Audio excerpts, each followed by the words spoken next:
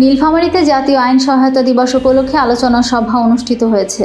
আজ সোমবার সকালে নীলফামারী জেলা লিগ্যাল এইড কমিটির আয়োজনে জেলা জজ আদালত প্রাঙ্গণে এই আলোচনা সভা অনুষ্ঠিত হয়। এ সময় নীলফামারী জেলা লিগ্যাল এইড কমিটির চেয়ারম্যান এবং সিনিয়র জেলা দায়রা জজ মোহাম্মদ আবুল মনসুর মিয়ার সভাপতিত্বে উপস্থিত ছিলেন নারী ও শিশু নির্যাতন ট্রাইব্যুনাল 1-এর বিচারক আসাদুজ্জামান খান, নারী ও শিশু নির্যাতন দমন ট্রাইব্যুনাল 2-এর বিচারক ABM গোলাম রসুল, জেলা প্রশাসক মোহাম্মদ নাইরুমান সহ অনেকেই। এ সময় সকাল 9টায় পায়রা ও বেলুন উড়িয়ে অনুষ্ঠানের উদ্বোধন করে বর্ণাঢ্য র্যালির আয়োজন করা হয়।